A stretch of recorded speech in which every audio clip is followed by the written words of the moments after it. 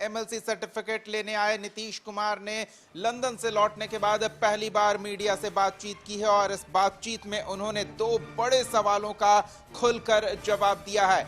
एक, seat sharing NDA में लोकसभा चुनाव को लेकर, तो दूसरी ओर बिहार में कैबिनेट विस्तार को लेकर। दोनों जल्द हो जाएगा, ये मुख्यमंत्री नीतीश कुमार ने आश्वस्त कराया है। कैबिनेट विस्तार को लेकर लगातार बैठकों का दौर चल रहा है, उससे हम आपको अपडेट कराएंगे। लेकिन एनडीए में सीटों के बंटवारे को लेकर बीजेपी खेमा अपने सहयोगियों के साथ तालमेल बिठाने की मशक्कत करता दिखा, तो दूसरी ओर नीतीश कुमार जेडीयू के राष्ट्रीय अध्यक्ष इस बात को लेकर निश्चिंतता के भाव में हैं।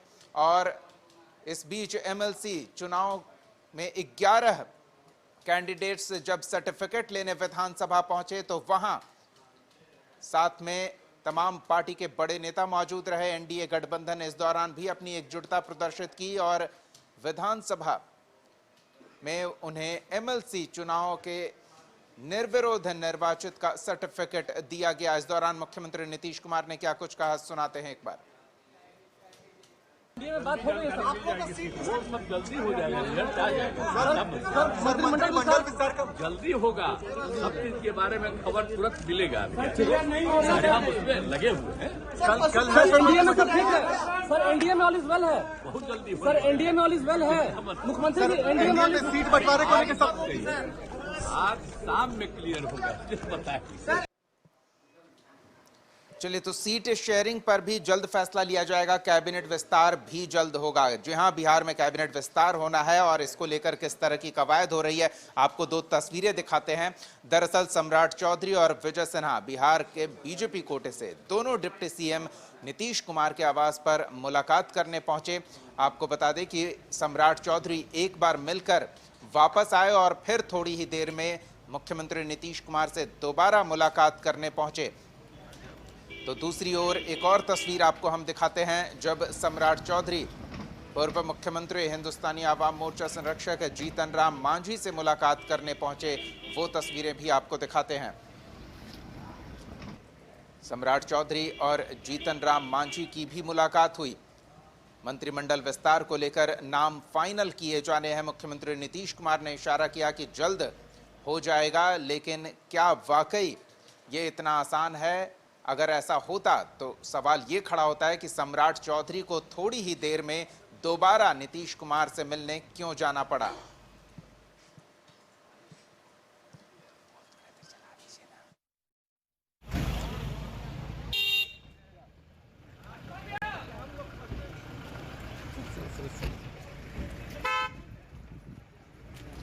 बंगला हम ले चलेंगे, ऑफिस भी ले चलेंगे।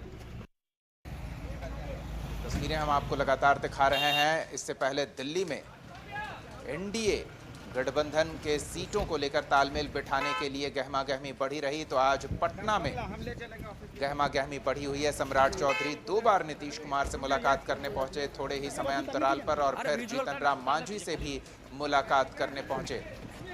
परिस्थितियों को समझते हैं, क्या कुछ चल रहा है। संपादक अशोक मिश्रा हमारे साथ जुड़े हुए हैं। अशोक जी, पहले कैबिनेट विस्तार को लेकर बात कर लेते हैं, क्योंकि काफी गहमा गहमी पटना में बढ़ी हुई है। क्या संभावना दिख रही है? मुख्यमंत्री नीतीश कुमार ने तो कहा जल्द हो जाएगा।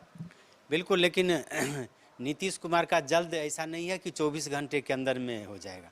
मुख्यमंत्री कह रहे हैं तो निश्चित रूप से जल्द कैबिनेट का विस्तार होगा। हो सकता है कि 1-2 दिन में हो जाए, लेकिन सबसे बड़ी बात है कि कैबिनेट विस्तार से पहले आपको ये समझना होगा कि कैबिनेट विस्तार में विलम्ब क्यों हो रहा है। दो बातें इसमें अब सामने आ रही हैं कि जो एनडीए में सीटों के तालमेल का मामला है वो अभी तक पूरी तरह से सुलझ नहीं पाया है। कल चिराग पासवान से मामला सलट गया है, लेकिन अभी पशुपति कुमार पारस बचे हुए हैं, उपेंद्र कुशवाहा बचे हुए हैं, मुकेश सहनी बचे हुए हैं, जीतन राम मांझी बचे हुए हैं। और जो सूचनाएं आ रही हैं, मीडिया में जो खबरें आ रही हैं, वो कयास लगाए जा रहे हैं। आधिकारिक रूप से किसी ने कोई घोषणा नहीं की है।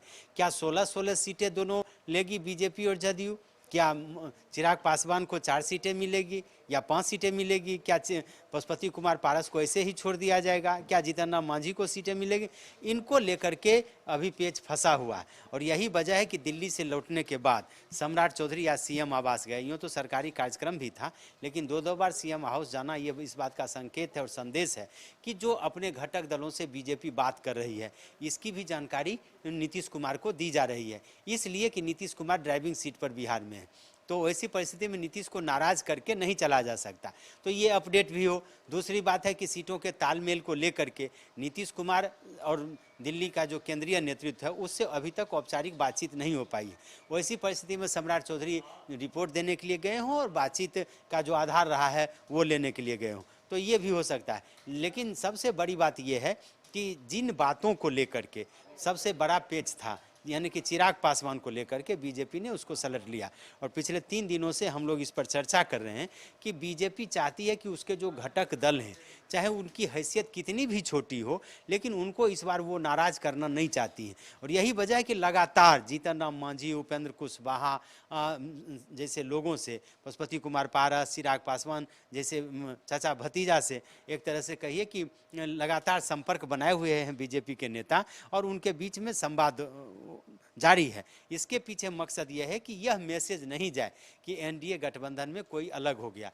मुकेश सहनी है वीआईपी पार्टी के, उन पर भी डोरे डाले जा रहे हैं, उनको भी बुलाया गया, उनसे भी संदेश लिए जा रहे हैं, उनको भी संदेश दिया जा रहा है। लेकिन अभी जो मामला है वो फंसा हुआ है। इसलिए नीतीश कुमार की बातों को आप देखिए तो उन्होंने कहा कि जल्द हो जाएगा, और सीट शेयरिंग का मामला ज्यों ही सुलझेगा तो फिर आप देख लीजिए कि कैबिनेट विस्तार में भी तनिक भी देर नहीं लगेगी।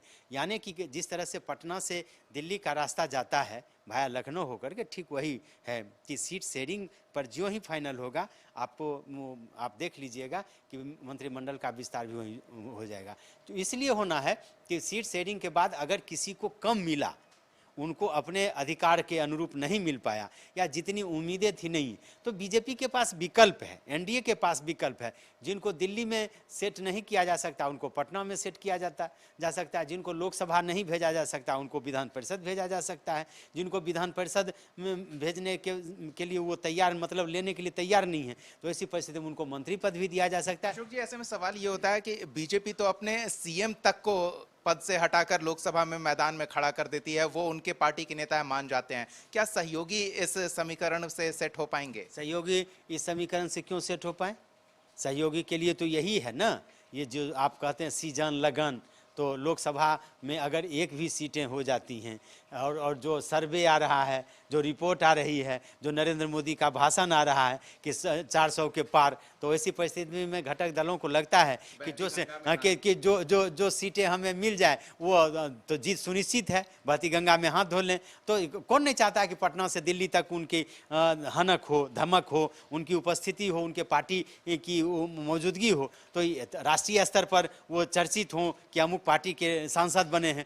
तो इसलिए जो अभी मोदी का चेहरा है, मोदी का जो जनता के बीच आकर्षण है, उस आकर्षण का लाभ लेने के लिए घटक दल भी चाहते हैं। और नरेंद्र मोदी, बीजेपी ये चाहती है कि 1% वोट जिसके पास है तो उसको नाराज न करें। अगर वो हमारे साथ हैं तो उनको हम तालमेल बिठा करके उनसे और हम काम करें। और यही वजह है कि इतना विलम्ब हो रहा है।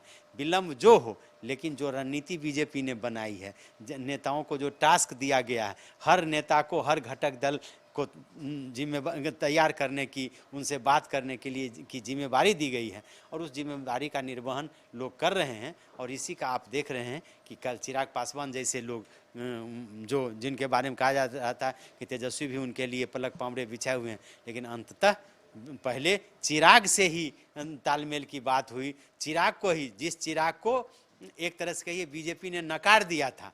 पशुपति कुमार पारस नरेंद्र मोदी के कैबिनेट में मेंबर हैं, लेकिन फिर भी तवज्जो चिराग को दिया गया। यानी कि सबसे पहले भतीजे की सहमति ली गई, भतीजे को खुश किया गया, तब फिर अब चाचा की बारी है। और फिर देखिए आगे आगे होता है क्या। लेकिन इतना जरूर कह सकते हैं कि बीजेपी का केंद्रीय नेतृत्व इस बार एक एक सीट पर सीरियस है और नहीं चाह रहा कि अपने घटक दलों को नाराज करें, कारण मोदी ने कहा है अगर कि 400 के पार, तो कोशिश की जा रही है कि वो 400 के पार हो जाए, ताकि इसका लाभ आगे आने वाले 2029 के चुनाव में भी मिल सकता है। जी मतलब अशोक जी, साफ तौर पर ये दिल्ली में सीटों का बंटवारा और बिहार में कैबिनेट विस्तार, ये इंटरलिंक्ड है, दोनों होगा, एक साथ हो जाएगा। ये आपको नहीं समझ में आ रही है बात? आप देखिए, जिस समय विपक्षी एकता की मुहिम नीतीश कुमार चला रहे थे, नीतीश को कन्वेनर जब तक नहीं बनाया गया, कैबिनेट का विस्तार हुआ क्या? राहुल गांधी ने पैरवी की कि कांग्रेस के सदस्यों की संख्या बढ़ाई जाए कैबिनेट में। ये मतलब क्या कहा जाता है कि एक हाथ से दो और एक दूसरे हाथ से लो। नीतीश कुमार ने नहीं चाहा तो कैबिनेट में कांग्रेस के सदस्यों की एंट्री नहीं हुई। नीतीश कुमार भी कन्वेनर नहीं बने और कैबिनेट में कांग्रेस की एंट्री भी नहीं हुई। ठीक, आप समझ लीजिए, राजनीति में 2-2-4 नहीं होता है, 2-2-5 होता है।